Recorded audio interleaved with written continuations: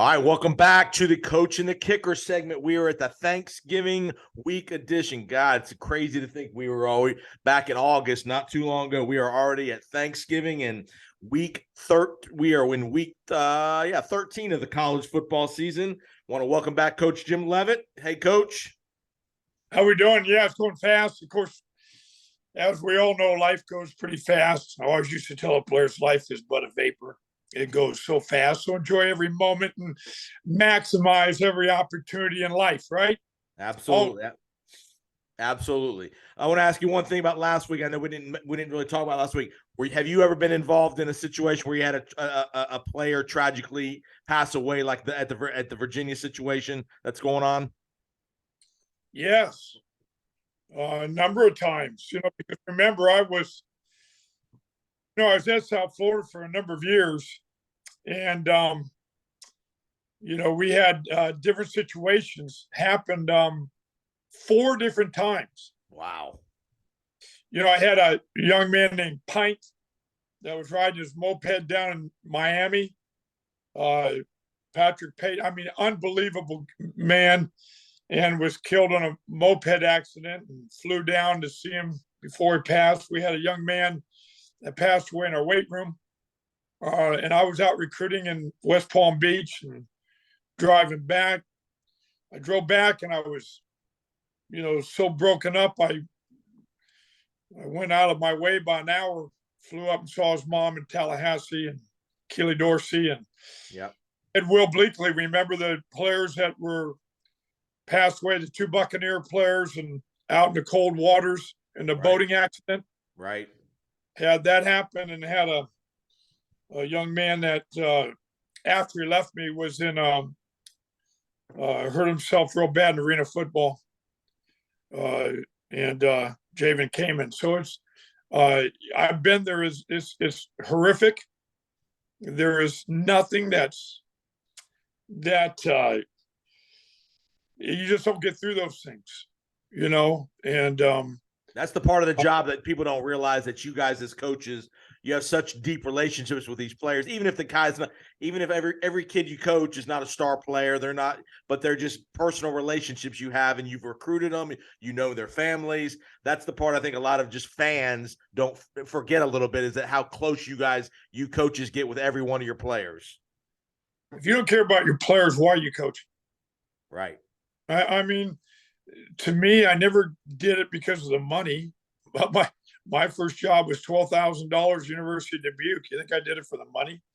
And then after 6 years, I went to Morningside for $20,000. I took the head job at South Florida for $75,000. That wasn't even what I was making at Kansas State. Wow. It wasn't about the money. It's about the passion for what you do and the love of young people and your players. Sure. Nothing like it, those relationships. And I saw that with the Virginia players, and it's really difficult. And there's not a lot to say to people. You just try to get through it the best you can.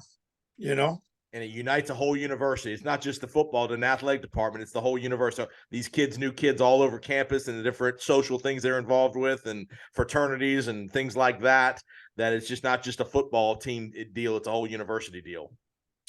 Oh, that's right. These are student athletes, and, they're, like you said, they touch a lot of lives, and just the impact and influence of it all, and it doesn't have to be just football. You look what happened to Virginia Tech. Those are students. Columbine, places like school. Yep. That affects everybody in our world. And these things happen, and nobody will understand why, people do what they do. And we don't live in a perfect world, and people have a nature that's, I don't know. I don't understand, and I just thank the Lord every day for another day. And that's most important, to me. All right, let's talk about some happier times. It's All right. Thanksgiving week. What's coach's favorite Thanksgiving dish as part of the Thanksgiving meal? All of it.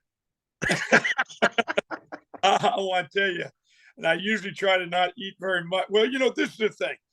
Every year I've been coaching, it's always and we always used to have the players over for Thanksgiving meal, had all of it, the turkey, the whole deal, all the dressings and all of it. And the mashed potatoes always in the gravy and the beans, the baked beans and green beans. And I mean, I go on. There's so much, but this is one of the first years that I haven't been in that situation. So it's a little bit strange, but usually, you have if people like it, you have families, if they're close, they can bring their families in, the players. Okay. That was always a tradition. Usually had a really short practice on like that day, that morning, maybe an hour practice. So you could have that big Thanksgiving meal and then you let them go.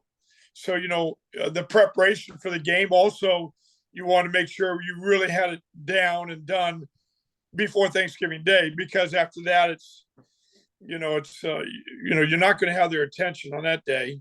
You'll have a light practice. Don't do too many things. Do just some of the key things you need to do. But I kind of got away from the food. I liked it all. So interesting thing about that, I want to know, when a lot of college football games are on Friday, the day after Thanksgiving, when you have to maybe travel, things like that. How did you handle that whole week, knowing that you wanted to have a festive meal, but again, you might have a game on a Friday where you don't want the guys to just kill themselves on Thursday eating so much? How do you handle some of that kind of stuff? Well, or you're flying on Friday, to another game. But I mean, if you have a game on Friday, that is different than traveling.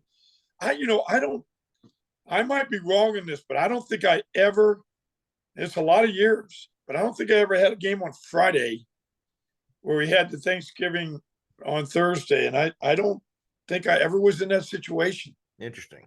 Like Florida State's playing on Friday. Right. And Mississippi played Mississippi State. I think they usually have the Egg Bowl. The Egg Bowl is usually on that Friday. Yep. I mean, I imagine if I was doing it had to be my pregame meal. I mean, my meal before, not the pregame meal, but it would be the meal. It'd be a great meal before and then, what I do is have that morning practice and have my meetings right after the morning practice, and that would suffice. Yep. Before especially if you have a game at 1 the next day, I'd probably have my meetings. I'd tell my staff to have the meetings right after practice and get that done, and tell them to have that meal. And, I might bring it back, after that just for 30 minutes or whatever, but I would make sure that was extended time, that the guys don't feel rushed and they had a good meal, and then play. Yeah. All right. From a coaching perspective, a week like this, you're at the end of the regular season, it's a holiday week. How does your preparation change when you're a team that's in contention versus a team that maybe isn't? If you're playing for a conference championship this week, are you still doing the full grind of this week, knowing it's a holiday week with your coaches and your players, relative to if maybe, hey, we're not in contention this year. Maybe it's a little bit of a slower week, a little bit less, still the same preparation, but not as much of a grind as you might be if you're in the mix for a conference title. Don't change for me. You don't want to work for me on a staff because I care about our players. Okay. And our staff's going to grind. We're gonna do all we can. It's the last game they may play that whole year. Right. Or their careers, their life might be the last game they ever play in their life. Right. And your seniors, why would you take away from them? To me, you probably work harder. You just have to manage your time. It has to be quality. But our staff's going to work as hard as we ever have, because after that, you don't play for a whole another year. Right. The games are a whole lot more fun than all the recruiting and all the other stuff you do. Man, you prepare so hard for those games. Why wouldn't you maximize every one of them, whether you're for the conference race or not? Like South Florida, they're not going to a bowl game. They're not in the conference race, but they're playing UCF. Right. They're rival. I mean, that's to me, that's their bowl game. And I'm sure they'll talk about it like that. And every one of those players needs to strain so hard and give everything they've got. And they know darn well it's not about talent. They almost beat Florida. They almost went all the way to Cincinnati and beat them. Yeah. And they can beat UCF. Right. They just have to bring it together and play as hard as they possibly can for each other and play for the seniors.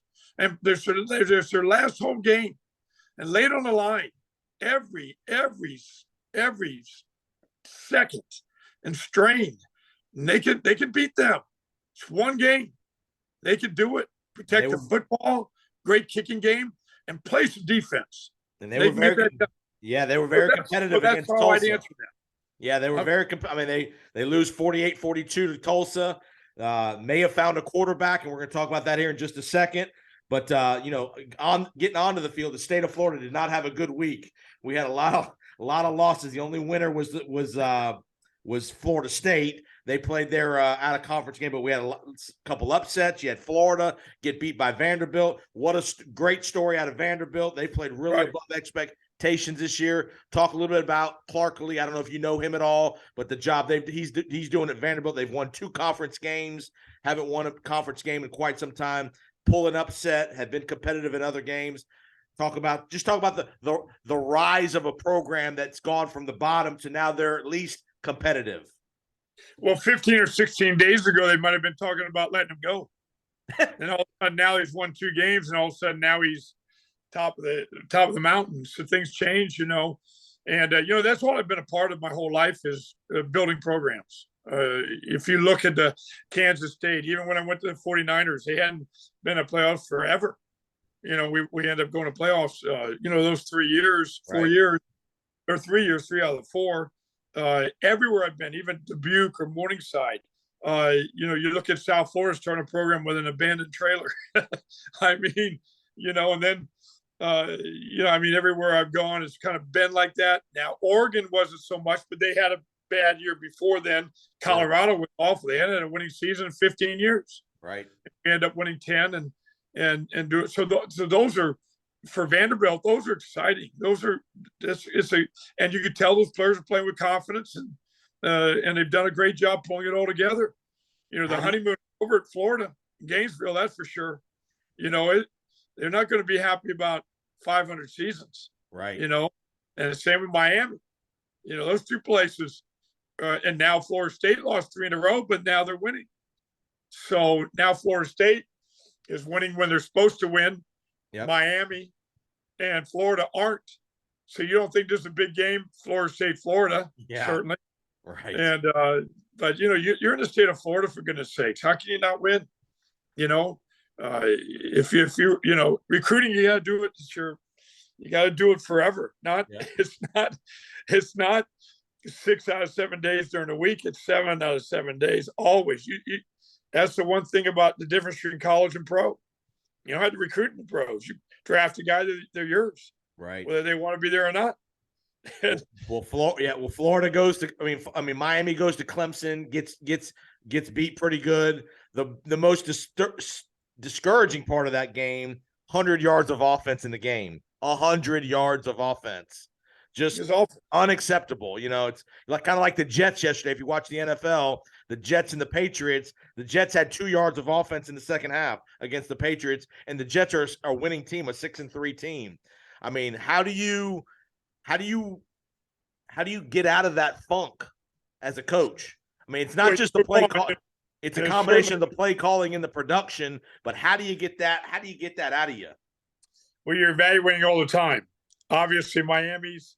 I don't think they have a chance at a bowl or anything like that. Maybe they do. But you got to evaluate all your coaches. You got to evaluate your staff, your strength staff, your academic coordinator, your sports medicine, whoever touches those players, and then certainly the players themselves. You got to recruit. You got to get players that are going to play hard, and you got to get talent. You can't.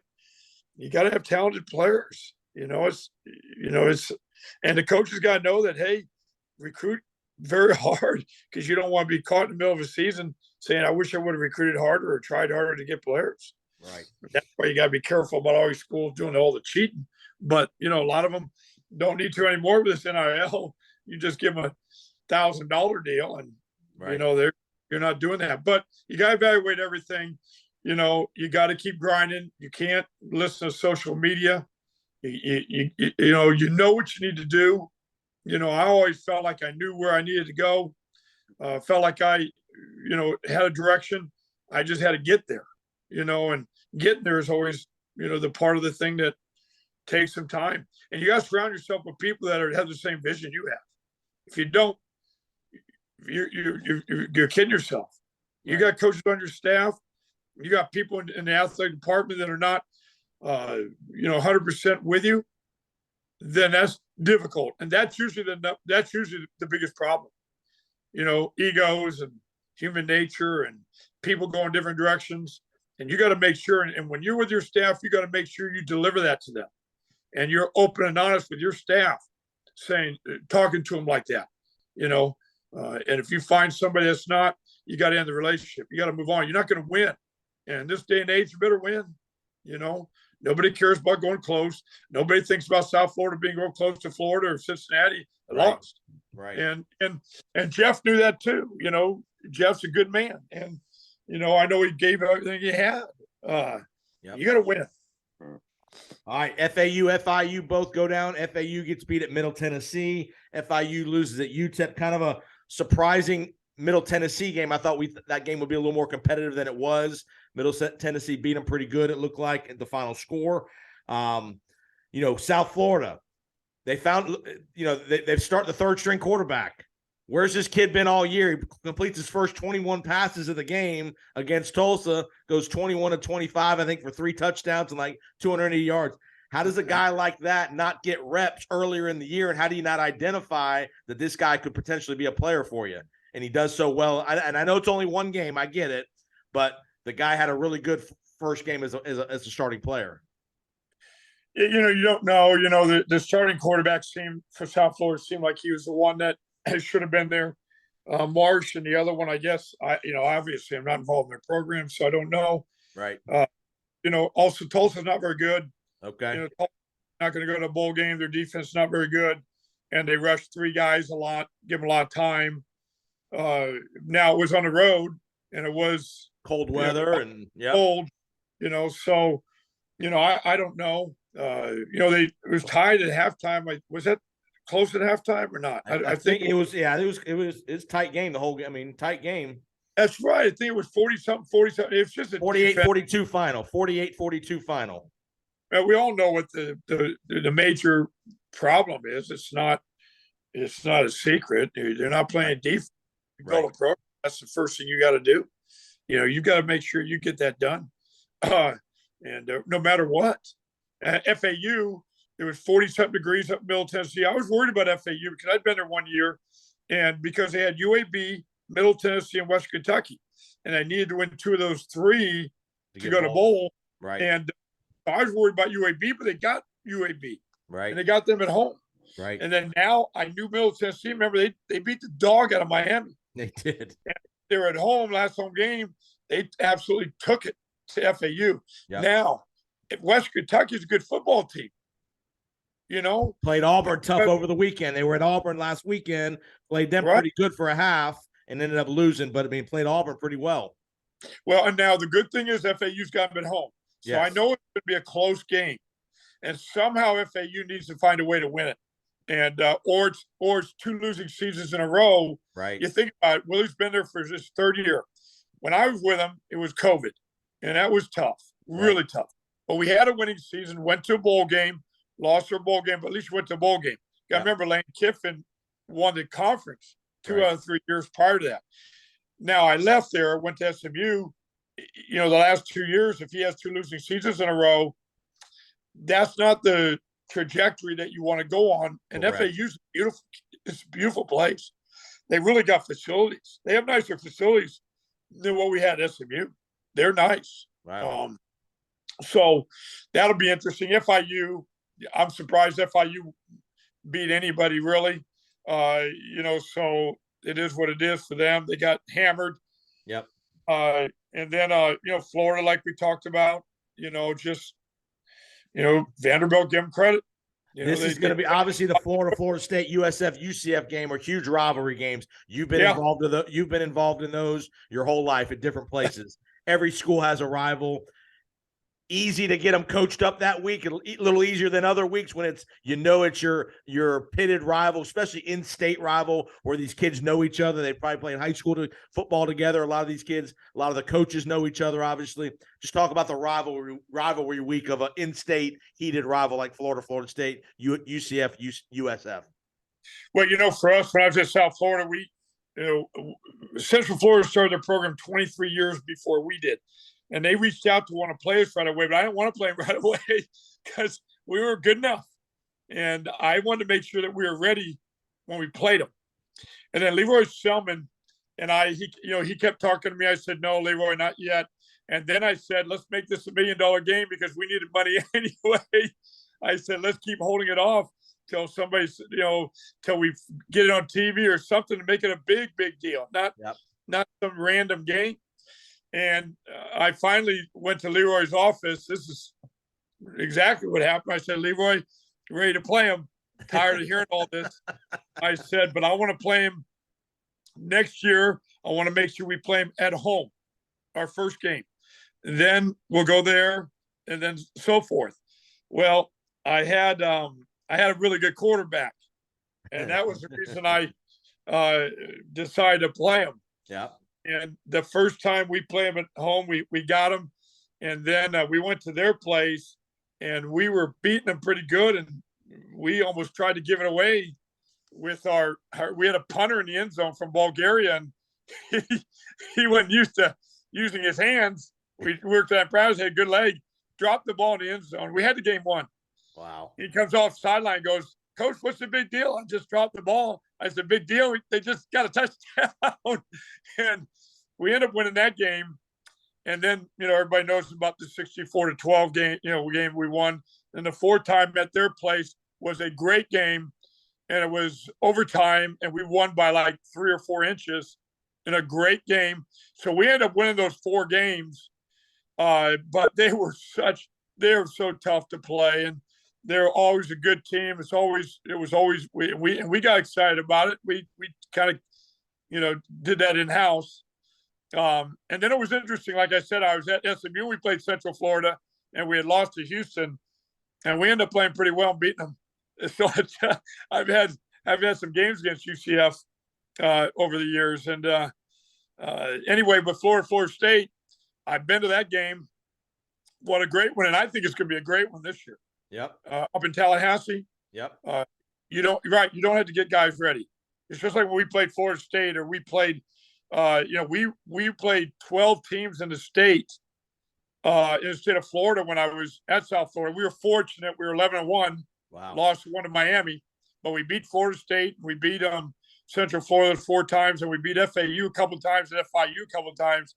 But FIU should have beat us 1 time, and they could have gotten on a knee and won. So we were just fortunate. But my point is this: the players they'll get excited on both teams, because you're right. Florida players playing against Florida players, they're going to play hard. You almost have to just kind of don't get up too early in the week. Right. Stay focused, have a good plan, and let them loose. Let them go. Right. That's right. Yeah. All right. Last thing we'll talk about the state of Florida, then we'll get some national stuff. UCF loses the Navy. Talk about the challenges of playing the service academies. They play such a different style of football than you're used to seeing all year, with typically the option game, that kind of stuff, as opposed to the spread. Just talk about that challenge and bad loss. I mean, I hate to say it's a bad loss for UCF in a must-win kind of game for them.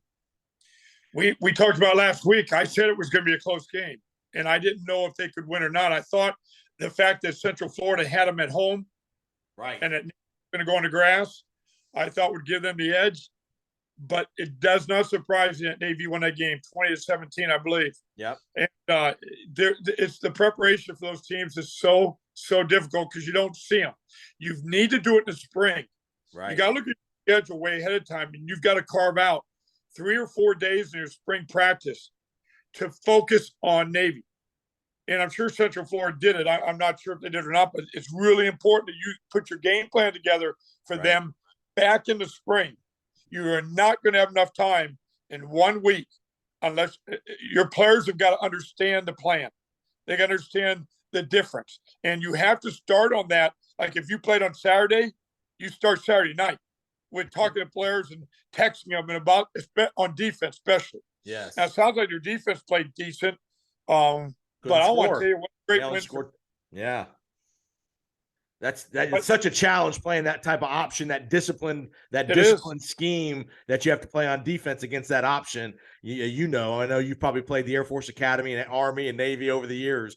Just such a challenging discipline. And the game goes so fast too. Before you know it, they're on these 8, 10, 12-minute drives that your defense is on the field for 15 plays in a row. Yeah, I was at SMU last year. We played Navy and at Navy and beat them. And we played well, but boy, I was concerned, really concerned. You got to stop the dive. So number one thing, you better stop the dive, force everything to the perimeter, and hope they make some mistakes too. Yeah. And then you've got to have speed. It's just like a spread offense with wide receivers on the sidelines. I don't look at it any different. You've got to have great speed when you put your guys in positions that can really run, right. And you have to tackle well and. Hopefully get a takeaway, but we played when I was at South Florida, we played at Army and beat them. That was our first, that was when it was going to be game day. Wow. At Army. Wow. People probably don't remember the story. Game day was at Army that year. They had incredible lightning and storms. So they had to move. They couldn't stay there. And we ended up winning that game. But they weren't running the option then. And then Bobby Ross came in on a homecoming and beat us when he was at Army, and that was one of the worst losses I ever. I took that one hard, and they were just better. They were tougher than we were, physically tougher, and that's not normally the case with teams that I've been involved with. All right, you listen to the Coach and the Kicker segment with Coach Jim Leavitt. We've been talking about the state of Florida. Now let's get to the national scene. This was a wild weekend. We didn't think this was going to be a very competitive weekend, but it was a survive and advance kind of weekend out of the guys in the top 5. Georgia in a tough game at Kentucky, Ohio State in a tough game at Maryland, Michigan has to kick a game-winning field goal at the gun at home to beat Illinois, and TCU kicks a game winner, an improbable win in Waco to beat Baylor. Let's get to TCU first. Talk about go ahead. I was with Sonny Dykes last year. Yep. And he said after the game that they practiced where they practiced the guys running on the field goal time, and that is true. Every week we practice that. The defense is out there, but the offense running out there with very little bit of time. And incredible game management by both. I watched that when I watched Michigan because I coached for Harbaugh and I coached for Dykes, and both of them did a phenomenal job with time management, getting it done. Both kickers, give them all the credit in the world. Special teams, Oh my gosh, it was incredible. I really watched that the TCU game because I wanted to see how Baylor, if they were going to do a good job pushing, because when you have that happen, sometimes your defensive players don't get set and push like they need to push to get their hands up and strain to try to block that kick. But if you look at the Baylor game, the problem was quarterback booted to his left, and he ended up running it on third down. He had a tight end wide open. Of course, he had to turn his shoulders back. When you're a right-handed quarterback, that's hard. Right. But he had the guy wide open, but he chose to run it. And I just, they ran the ball in the first 2 plays, and I know they're going to kick themselves thinking they're a little bit too conservative because you do not want to give TCU the ball back. Right. And even on fourth down, I wondered if Coach Aranda was going to go for it. Yeah, right. It was, TCU's so explosive offensively. Yep. And you got to give TCU's defense credit the last few games. They haven't been great, but they've done enough. And then Michigan. Michigan was just the same. A tight game.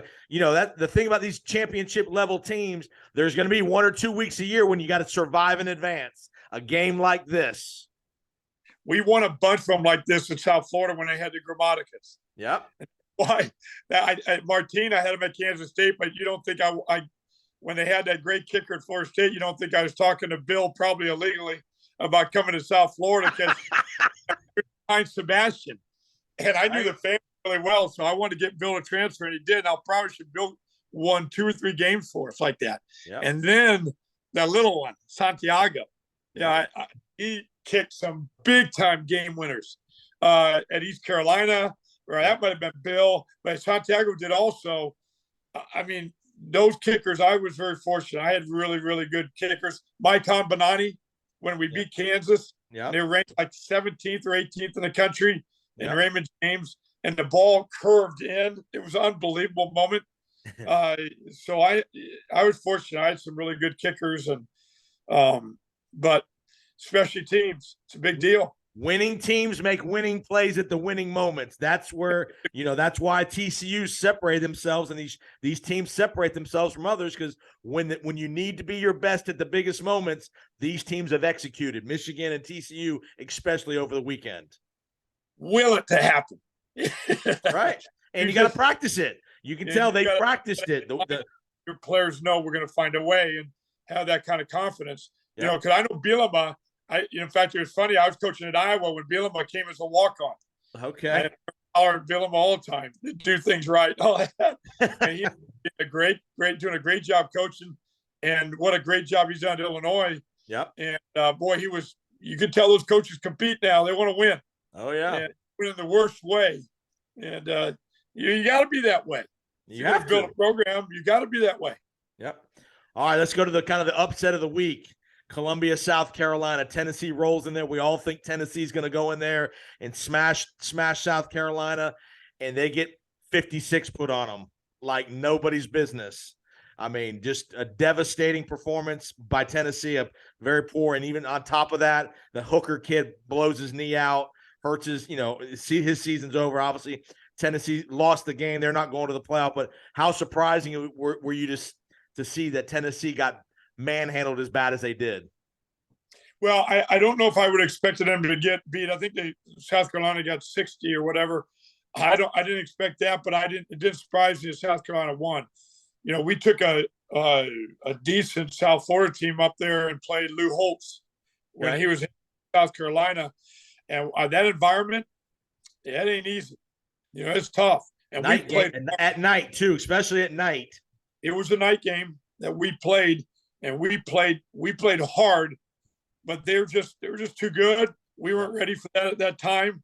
And that environment was crazy. So it didn't surprise me. They've got good players now. South Carolina's done that a few times this year. Yep. Beat some teams that nobody thought they'd win. Yep. And before the quarterback went out for Tennessee, South Carolina was beating them. They were manhandling them. Yep. They were anyway. So I mean, it's kind of my point is this: the South Carolina, won that game regardless. And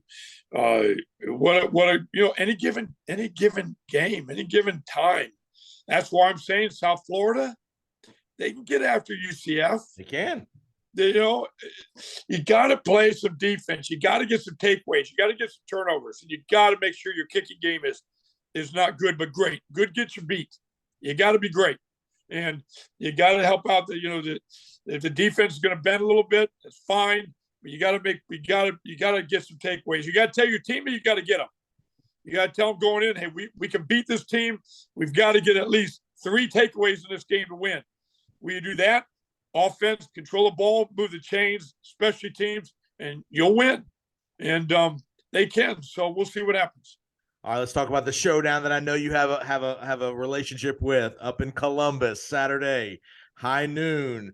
Your guy Harbaugh goes to Columbus to again, both teams undefeated, probably 2 and 3 in the country, probably the biggest game in 10 or 12 years up there in that rivalry.